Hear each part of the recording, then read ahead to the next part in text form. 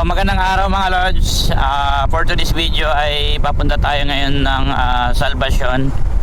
So, Barangay Salvacion mga lodi. So, maglo-long rides po tayo.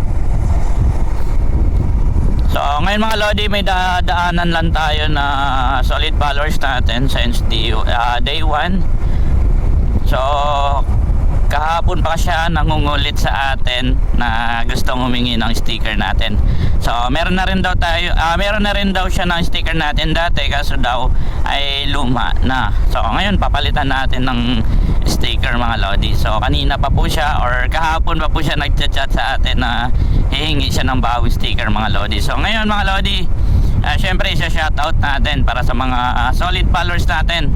Ayan, pre-shoutout po kayo mga lodi, naka-record po tayo ngayon para at least may remembrance tayo sa mga followers natin. At siyempre may video tayo may post para ma-recognize sila na followers natin. So dito nga pala mga lodi, nag-antay sa may kanto ng Santol Road. Ayan. So wait natin dito mga lods. Message natin si Lods na dito na tayo. Ayun, dito na siya mga lodi, nauna pala sa atin. Ayan Lods. Sila na? Ilan? Ilaningin mo? Ha? Ayan, tatlohin na natin.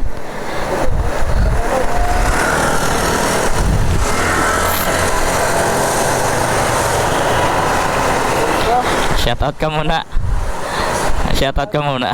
Shoutout sa Ibon family. Saka sa lahat. Ayun, shoutout sa lahat, Ibon family. So, biyahin na ako. Ingat po. Sige. Ingat Lods.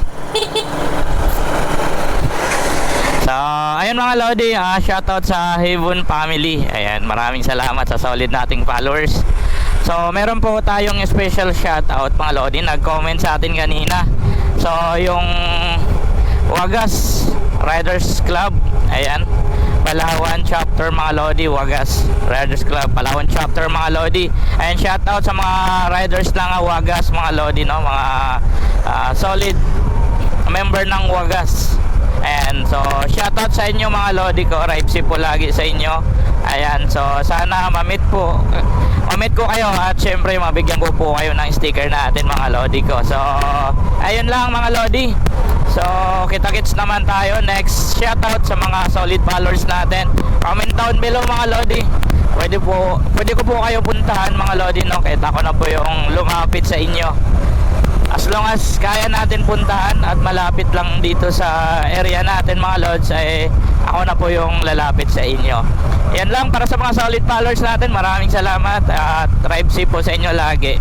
Ingat po, peace out na tayo.